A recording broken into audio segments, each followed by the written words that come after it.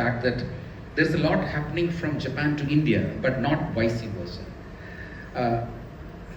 Maybe that's one point, before we get into the durables aspect of it, I would love to take to Mr. Java first. When it comes to, the potential business relations between these two countries, what are the areas where India can do much more, especially, for instance, in your consumer durables industry itself, where you can sort of make those products which really fit the quality, that a country like Japan would be looking for? What are the areas we can improve upon? Good evening, everyone. I think before I start, I have to thank Ajay for doing my work also. He has said a lot about and set the tone very well. So thank you. And thank you for inviting me.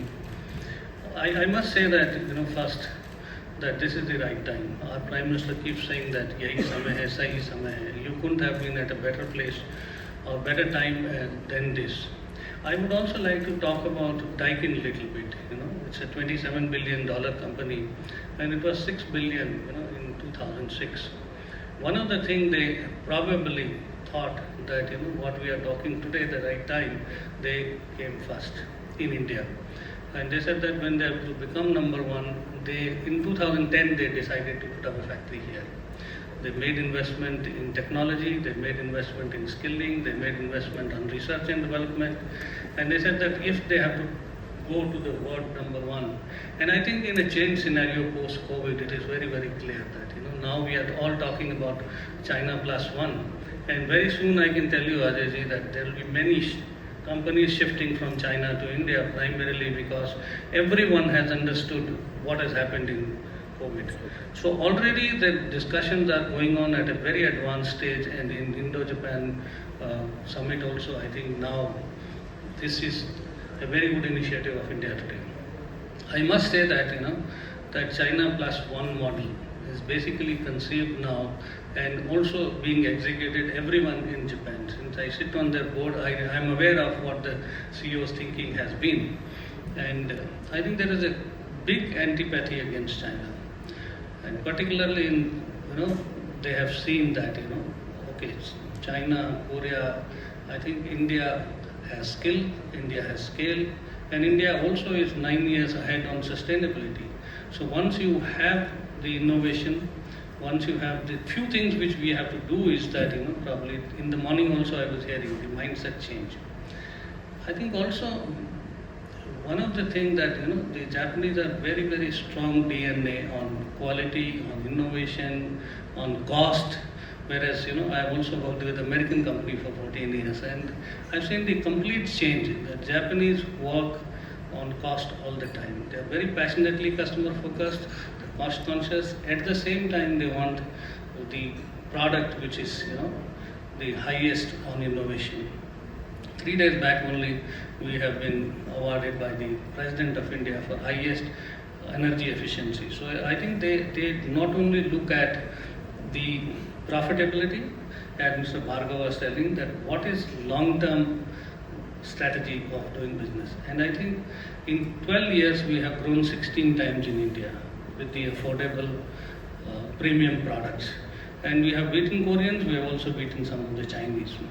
And I think the fundamentals are that because they invested in core technology, they invested in also skilling with a large development center, etc. They not only build the selling capabilities and also build the manufacturing capabilities. I think what they do is they have people-centered management, and they build factories or job factories they create. So this time, what Government of India also has taken few steps like PLI, Atmanirbhar Bharat, or even understanding the strengths of what India has. What they should be doing probably maybe more karaoke centers, more good hospitality centers for them, or more golf clubs, etc.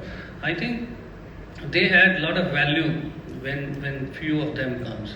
Japanese DNA with Indian style of execution, I think can rule the world very well. Okay, that's great. I'd love to bring in Mr. Yamazaki into this picture right now. I mean, Canon has a presence in India for several number of years. What is it that makes the Indian market attractive for you at this point? And what is the? I mean, this is a highly disruptive area. When we talk about consumer goods. So, what are the future innovations likely to be from your company into the Indian market? Okay, thanks for inviting me for this, first of all. Frankly, I just came here last year, and it's been about a year and a half in this tenure. But our company has been in India for 25 years. This is the number 25 this year. We just marked it, so thanks for your support. Congratulations for that. Thank you very much. It's a good question. Indian market has really transformed itself in the past, most recently, 10 years, I think. And in most recent 3 years, it even transformed itself further. In a sense that we've all embraced pandemic, and I think people's lifestyle have been subjected to certain confinement of a kind, during which people started realizing about the value of living, with which I think there's a new trend of consumer good desire came up. And interestingly, our products represented by likes of cameras, printers, consumer printers, or video equipments, things like that, have really picked up rapidly in its demand, especially in the past year when the market has started coming back, towards which we're not able to sufficiently answer to the demand in the market. But this is a very welcome change that I see, and I feel very blessed to be here, as our products do not really feature a pricing, affordability as a specialty. Our products are on average in the same industry, rather on the upper end of the product pricing. Whereas we receive this overwhelming demands for them, which proves the point that overall, I think consumer mindset has changed as a result of COVID outbreak. People are confined to home. They needed to look for something else rather than traveling around. And maybe during which I think people realized that working away from office might be an option. And then when offices opened up, they started acting, but not extensively as before, like traveling abroad, going around. I think overall, people's pastime has changed into doing something valuable for a personal interest. That somehow drove our demand to really go over the top. So that was a very welcome change. As I have been in charge of product operations before in Asia, during which time India always somehow featured a entry-level product with volume. So we have to drive these products with absolute, probably most affordable pricing. Whereas that is not the king of the market share anymore. It is more about having the variety of product portfolio that really fits the different varying demands coming from different price band, different walks of life today, per se. And I think the interesting statistics that I see is the urbanization speed has picked up so fast. Prior to this posting, I was based in Shanghai for about 6 years, and I witnessed very fast growth in consumer market segment as well. Likewise in India, I think especially after the COVID and during this time, I think the urbanization speed is picking up.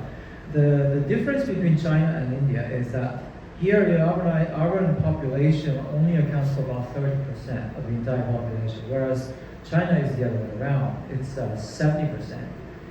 So, but at the same time, the statistics says in about coming 5 years or so, your urban population will catch up to the level of about 45% against the backdrop.